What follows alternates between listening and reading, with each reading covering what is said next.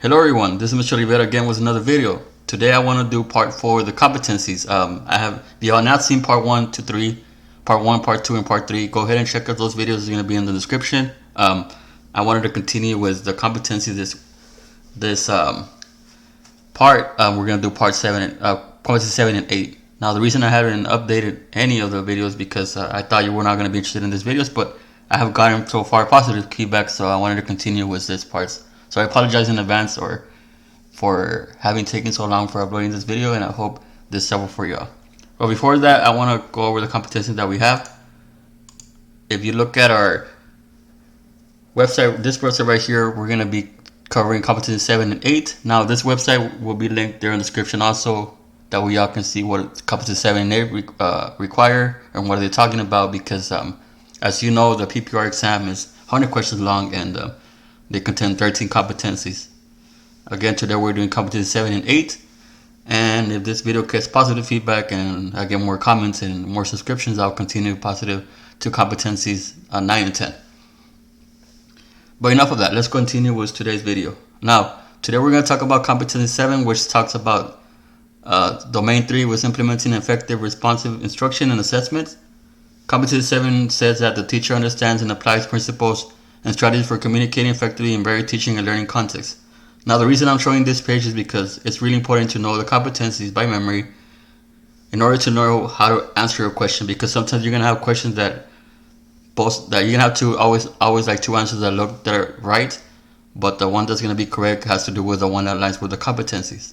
So it's really important to memorize and learn this competency. That's going to help you out a lot as far as answering questions. Now, as far as the actual tests, they don't go in order, like competency 1 through 13. They mixed up, but if you can recall the competency, you should be able to know how to answer each question.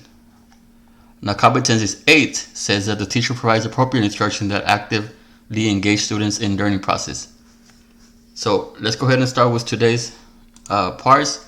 Now, again, if you have not seen part 1, 2, and 3, where I have covered competency 1 and 2, 3 and 4, 5 and 6, I recommend you do so. That way you catch up with the series. Now, again, the way I do this is I read a question and I'll give you guys a couple of seconds to answer each question with me, and let me know how you all did in the comment section below. And again, if you like this, make sure to leave a like in the comment section, comment something, and subscribe if you're new on this channel. But enough of that. Let's go ahead and talking. Enough with the talking. Let's go ahead and look at the questions. Now let's look at question number 1. It says, Ms. Matthews is a 7th grade math teacher. Because she is still learning how to convey course content, Ms. Matthews spends time reading from her PowerPoints and working math examples with her back to the class. Therefore, she's not engaging her students. Which of the following communication practices should Ms. Matthews adopt to become a more effective teacher? Now, option A says that Ms. Matthews should support risk-taking among students. Option B says that Ms. Matthews should increase eye contact with her students. Option C says that Ms. Matthews should utilize body language to engage students. And option D says Ms. Matthews should ask questions. Which one do you all think it is? The correct answer for number 1 is B. Ms. Matthews should increase eye contact with her students. Let me just highlight this. Okay. Option B is correct because failure to make eye contact while reading from PowerPoints or working math problems can result in weak connection between teacher and students. Ms. Matthews is focused on presenting her material that she's too focused on presenting material that she fails to engage her students. In order to be a more effective teacher, Ms. Matthews should improve eye contact. That's why it's option B. Now, my videos are different than everybody else that teaches it because I'm going to show you why each other option is incorrect. I'm not just going to give you the answer and tell you why, but I'm actually going to tell you why the other ones are incorrect. Okay? So let's start with A. Option A is incorrect because this is not a best answer, because the scenario of the question doesn't mention lack of risk taken in the classroom.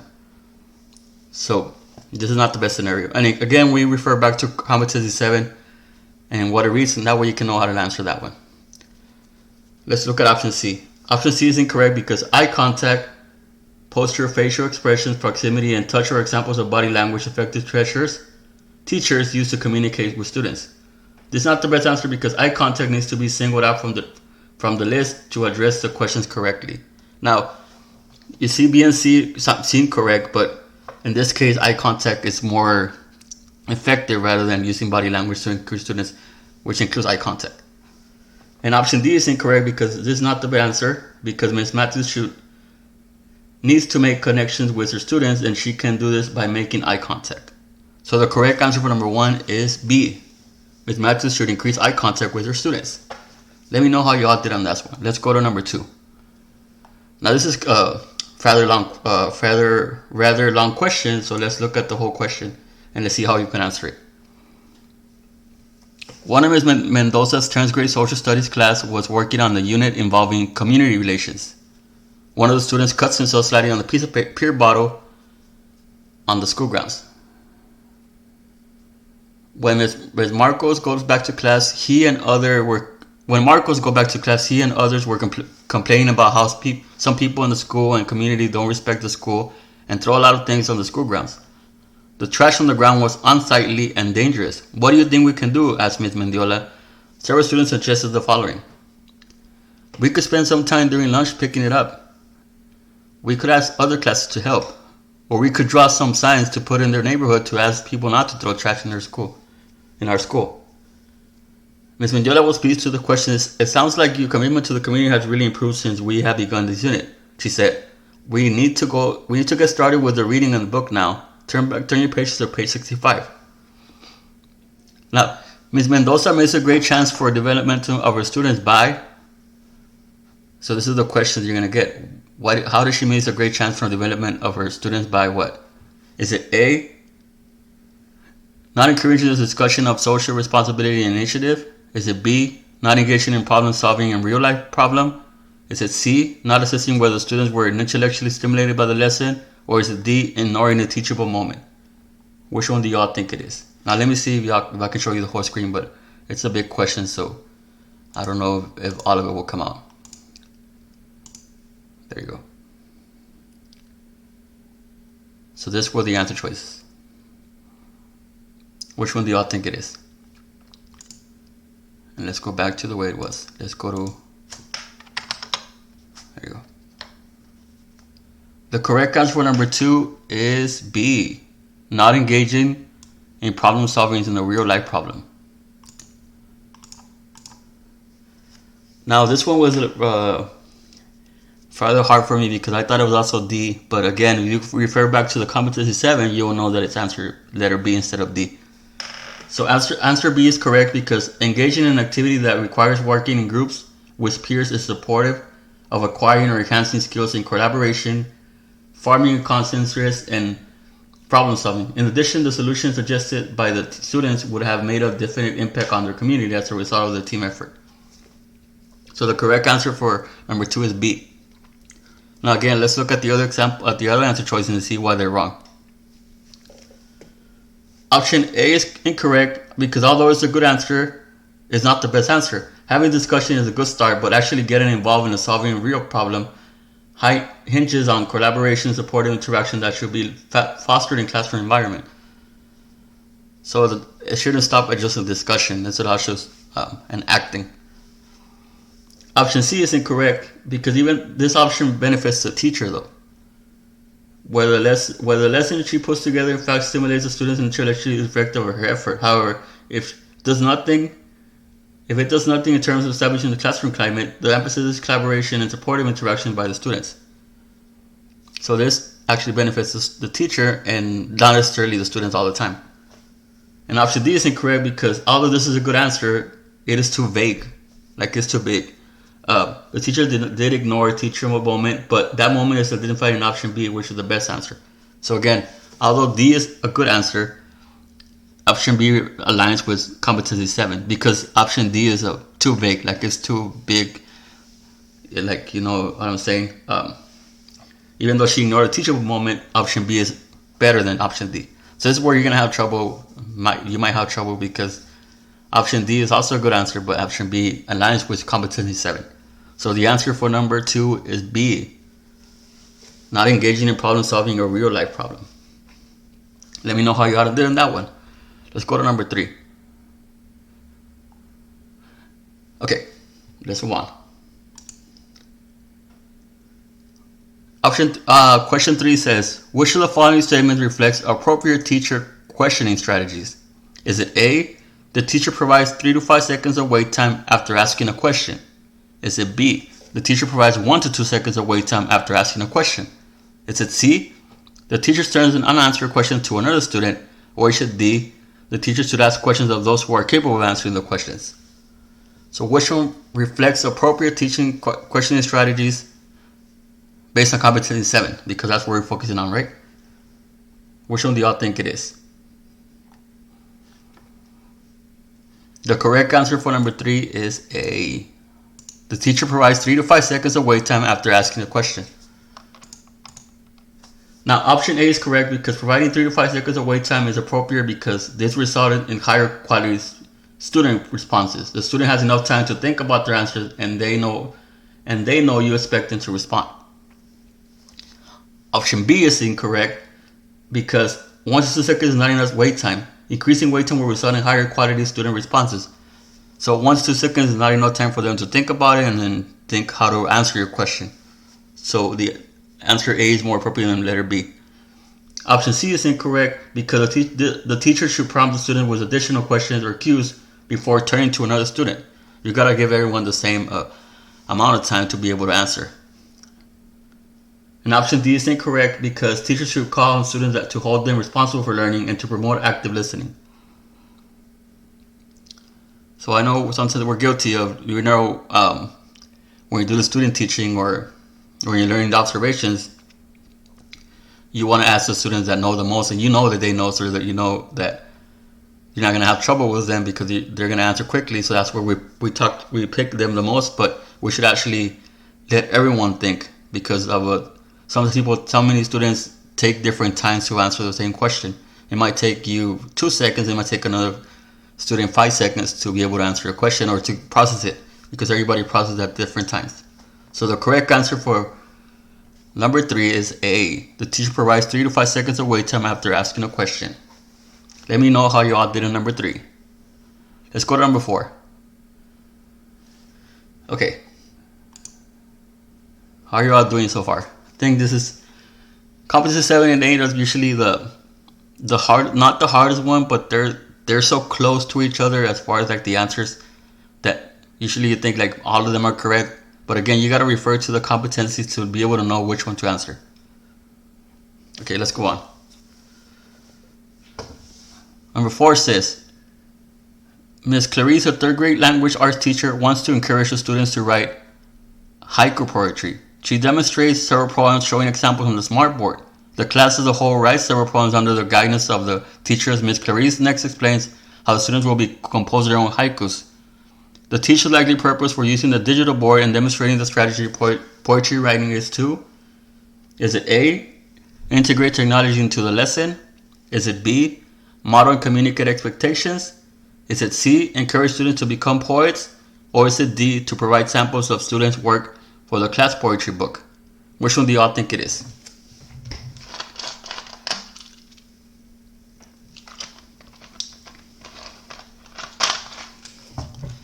The correct answer for number 4, we're number 4, right? Yeah, the correct answer for number 4 is B, model and communicate expectations. Option B is correct because with modeling, students create clear and positive mental images of what is expected of them.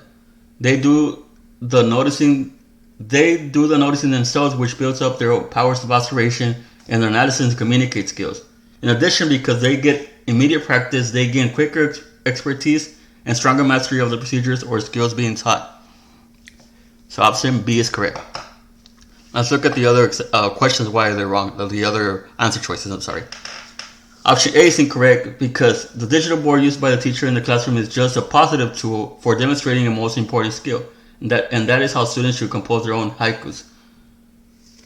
Again, because the digital board used by the teacher in this classroom is just a passive tool for demonstrating a most important skill, and that is how students should compose their own haikus. Now, even though we should integrate technology in our lessons, we're talking about poetry here, and also this is not the best answer because again, you can refer to competency 7. So just to remind you what competency says is, it says right here. The teacher understands and applies principles, strategies for communicating effectively in various teaching and learning contexts. And you can read all of these, letter A through D, and they'll tell you why that answer is. So every time refer to that, to the competencies, that way you can know how to answer each question. Now let's move on to number 5. Now we're still in competency 7. I'm going to do one more competency 7, and then I'll move to competency 8. Okay. Number 5 says, Mr. Elias decides he will use the topic about the effects of media violence on behavior as a basis for a discussion in his 5th grade social studies class. He poses the following question about this controversial topic to the class. Do violent games make people more violent in real life? Mr. Elias' questions is most likely proposed for the purpose of what? Is it A, encouraging students to recall factual information? Is it B, providing students with clues to his personal opinion about this topic? Is it C, checking students' understanding of the nature of this controversy? Or is it D, providing a framework for engaging students in active inquiry? Which one do y'all think it is?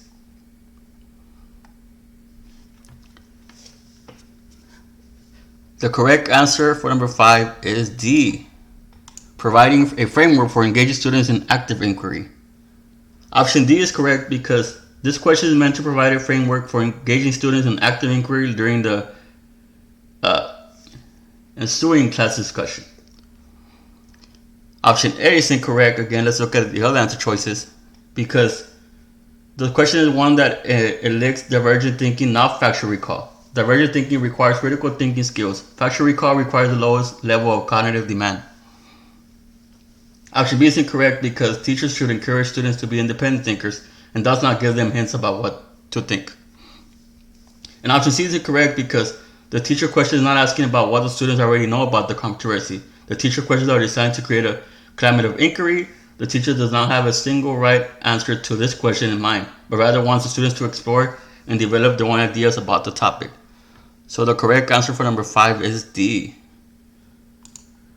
Let me know how you all did on that one.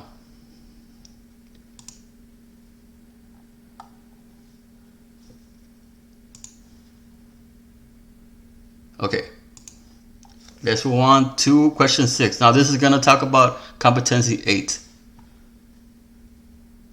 Let me know how you're all doing so far for these competencies. Okay. Okay, so competency 8 says, let's what competency 8 says. The teacher provides appropriate instruction that actively engages students in learning process. So you want to engage the students in the learning process. You want to employ various instructional techniques as far as discussion and various teachers and student roles in the instructional process, and provide instructions that promotes intellectual involvement and active student engagement in learning. So let's go on. Hopefully I haven't lost you all as far as like your expectations and if you all get this. Now I understand number 5 was a little confusing, right? But again, if you understand what the competency 7 says, and you remember what it says and what it provides, then you should be able to get this answer. Let's look at number 6. A 7th grade English language learner struggles during reading. The student specifically struggles with determining the meaning of unknown vocabulary words in the text. Which of the following activities will develop the student's skills in this area? Now, I was debating of including 7 and 8 together because they don't go one to one.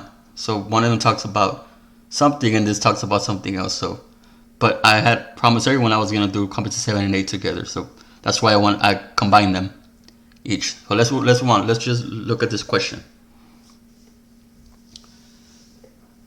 So let's read it again. A 7th grade English language learner struggles during reading. The student specifically struggled with determining the meaning of an unknown vocabulary in the text. Which of the following activities would develop the student's skills in the area? Is it A, practice using contextual evidence to infer word meanings? Is it B, use a dictionary to gain meaning of new words? Is it C, use a thesaurus to find synonyms for the unknown words? Or is it D, teach structural analysis to determine unknown words? Which one do y'all think it is?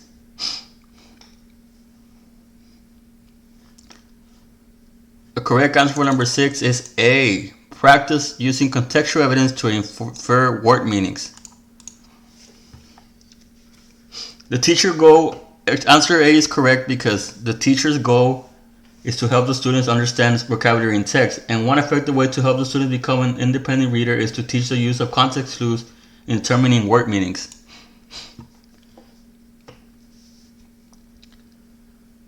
Option B is incorrect, so let's look at the other options. This is not a correct answer because the dictionary is not helpful to struggling readers. The student may fail to understand the meaning of the definition. So, because they're struggling with reading, even though you give them a dictionary, they still might have trouble reading the definition of the word to begin with. Option C is incorrect because a thesaurus is not the most practical solution to the problem at hand.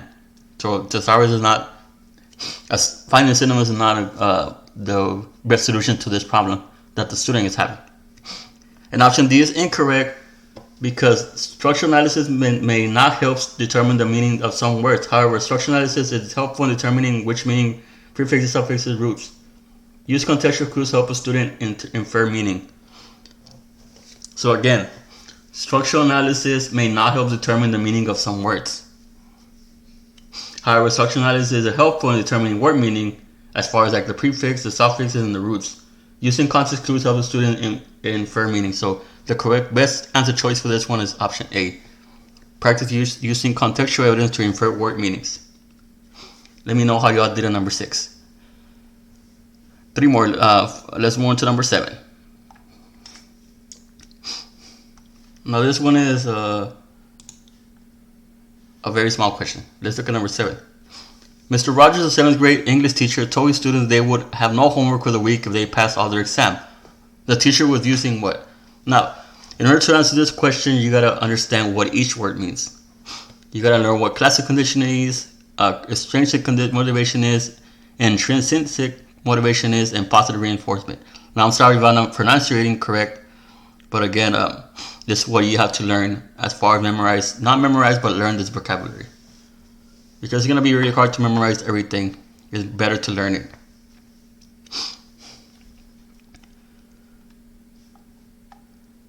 So which one do y'all think it is? Do y'all think it is classic conditioning? Do y'all think it's extrinsic motivation, intrinsic motivation, or positive reinforcement?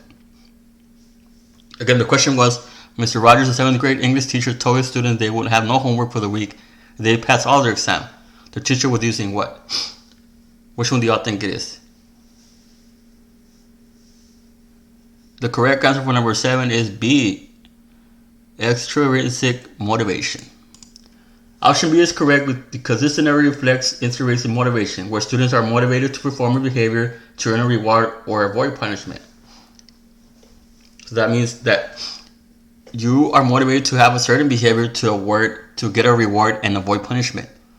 That's why the answer is B. Let's look at the other answer choices and see why they're wrong. Option A is incorrect because classical conditioning relates to stimulus response. If it involves learning a new behavior via the process of association. Let me give you an example of that. For example, the student has a fear of taking tests. The behavior is changed when the teacher decides to give the student a series of quizzes that student could pass. The teacher provides a positive feedback to the student to reinforce the good grades.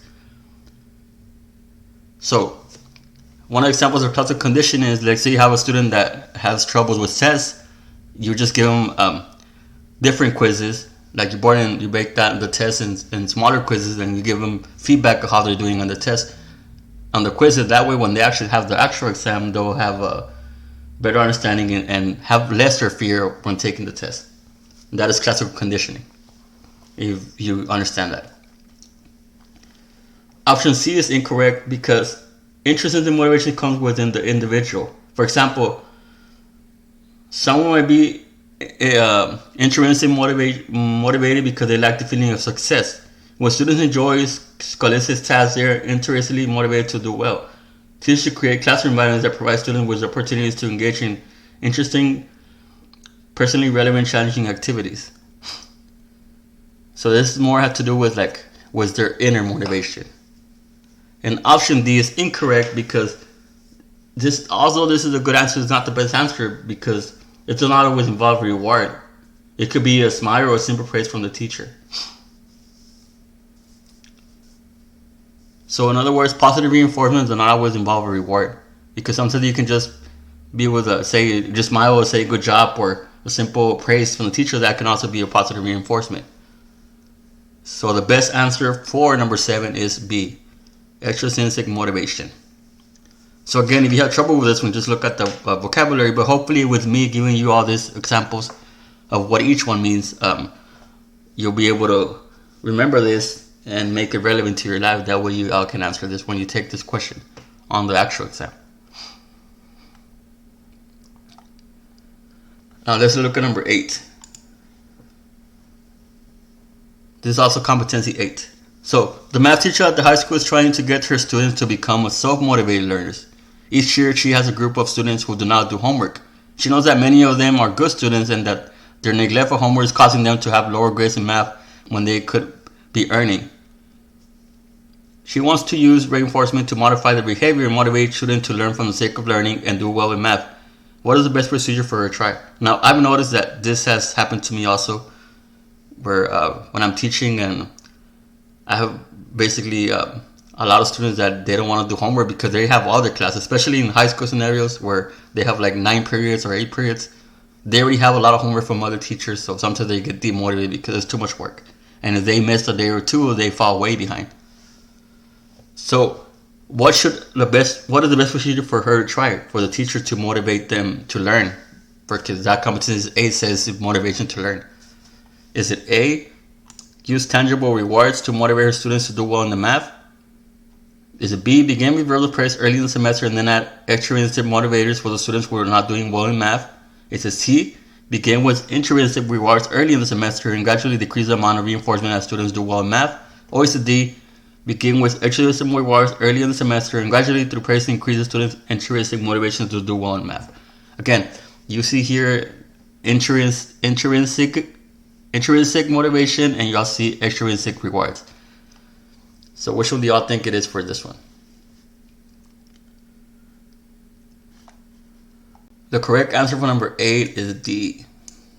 Sorry I have trouble pronouncing these words, but begin with extrinsic rewards early in the semester and gradually through praise increase the students' intrinsic motivation to do well in math. Option D is correct because educators are urged to use only interventions and techniques that have a research base supporting it. Studies have found that positive reinforcement to be effective in changing student behavior.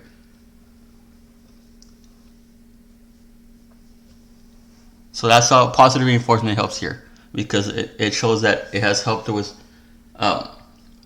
behavior. Like we have studies over this. It's not just something you want to make up, but it's actually studies. And using studies, you can be able to determine which is the correct answer. So let's look at the other examples to see why they're wrong. Option A is incorrect because the goal is for the student to become intrinsically motivated, meaning that the desire to learn originates with the students and not by the extrinsic motivators. Option B is incorrect because although the teacher begins to reinforce good behavior by promoting intrinsic motivation to the student, she ends with extrinsic reward, which is not the goal. So the goal is to have students to take ownership and see why they're not doing the homework and get motivated to do the homework. So there's a division between extrinsic and extrinsic. Even though I don't know how to pronounce either or, that's the difference between them two. And option C is incorrect because the reinforcement that is being used is causing students to be self-motivated, and since motivating students are obviously the most desirable to teach, it makes absolutely no sense to decrease the reinforcement that is working. Like, why would you stop something that's working? So the answer correct is D for this one. Now this one is a little bit more complicated, but again, if you don't know what the difference between extrinsic and intrinsic means, and you know that the final goal, because they're doing homework, is for the person, the actual student, to take responsibility on their own, you'll get that the correct answer is D.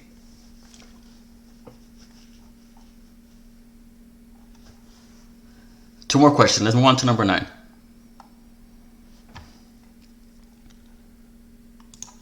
Number 9 says, a teacher assesses students' knowledge about their lives of Native Americans. Which of the following strategies should the teacher use to adapt an assignment for for the students at the beginning and intermediate level of English language proficiency in reading and writing, where they have to provide written answers to questions about the Native Americans. Now, again, we're leading here with intermediate and beginning levels. Is it A, a teacher should allow ELLs to abbreviate words they cannot spell? Is it B, the teacher should provide sentence stems for students to use when answering questions? Is it C, the teacher should avoid the use of a dictionary? Or is it D, the teacher should allow one student to be the scribe while the other is the presenter? Which one do y'all think is correct for number 9?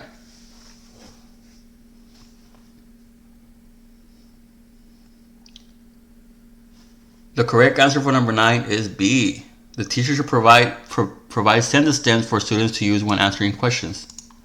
Let me tell you why. The option B is correct because sentence stems are very helpful for students at the beginning and or intermediate level of English language proficiency to help them communicate effectively what they are thinking about a topic in the form of complete sentences. So if you know the difference between beginner, intermediate, advanced, and those levels of intermediates and those levels of about the language proficiency they have, you'll be able to know that intermediate and beginning need sentence stems. Like that's one of the things they actually need to provide complete sentences. Let's look at the other ones and see why they're wrong. Option A is incorrect because students will not abbreviate context words. When accessing content, spelling is not critical. However, the teacher would probably not encourage abbreviated words. Invented spelling would make more sense. Now, when they're beginning intermediate level, you don't want to check for every single word they may spell. You want to motivate them to spell correctly. You want to help them out, but it doesn't have to do with abbreviation. That would negatively affect them. Option C is incorrect because dictionaries may be helpful for some ELLs. If the learner uses a dictionary, that is fine. So some people actually benefit from using dictionaries. Some ELLs. Option D is incorrect because assigning roles does not enable a teacher to access each student's knowledge of Native Americans. Both learners may struggle with writing sentences, so it's more beneficial to provide sentence stems. So the correct answer for number 9 is B. The teacher should provide sentence stems for a student to use when answering questions. And let's look at number 10. Last question for this competency. Okay, number 10 is asking. A third grade teacher meets with a student who is having trouble understanding a chapter of the story the student is reading. The teacher begins by asking the student to describe what she has read so far. One of the following, the primary benefit of this approach is that it will what?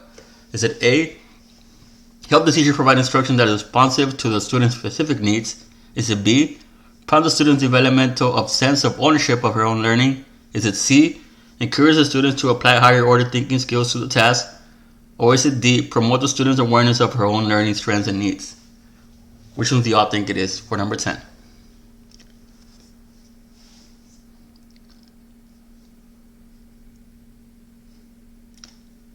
The correct answer for number 10 is A. Help the students provide instruction that is responsive to the student's specific needs. Now let me tell you why. Option A is correct because the teacher uses effective communication by asking the students a probing question in order to access comprehension of the students about the story she's been reading. Based on the response, the teacher will be able to provide instruction to address the student's specific needs and engage the students in the learning process. This is a practice that promotes students' engagement. So again, because we're dealing with student engagement with competency 8, this is going to be a good answer, or the best answer in this case. Option B is incorrect because this is about the teacher using feedback to guide the students' learning. So it's not just about the ownership of their own learning, but it's also to guide the students' feedback up and have responsible for their learning. If that makes any sense. Option C is incorrect because the type of questioning used by the teacher is not the type that promotes higher order thinking skill. It's rather the type of questioning used to check the students' comprehension of the story. Now, we're not making them think of higher order thinking skill. We're just asking them, what have they learned so far? We're not making them think outside of the box for now. And option D is incorrect because the scenario of the question is about a teacher providing responsive instruction after assessing your students' specific needs for having trouble understanding a chapter of a story. So the correct answer for number 10 is A. Let me know how y'all did in this competencies. Again, Again, I want to continue with competency 9 and 10, and hopefully I do 11 and 12 and then 13 by itself. But it depends on this feedback, and y'all let me know in the comment section below if this is helping you all. Again, the PPR contains 13 competencies, it's 100 questions long, and you have 5 hours to take it. And it's a requirement for all teachers to take the PPR. You won't be able to be a certified teacher in the state of Texas without passing the PPR. Here in the bottom right, you have all my social media accounts in case you have a personal question you want to ask me.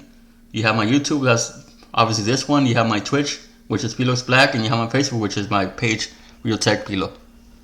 So anyways, hope you all enjoyed this video, and let me know again in the comments below if you all enjoyed this series, and leave a positive comment and subscribe if you have not, because according to YouTube Analytics, 99% of my people that are watching this video are not subscribed. So it would help me out a lot if y'all subscribe. Thank you very much. Enjoy your day. And again, remember that you are valued.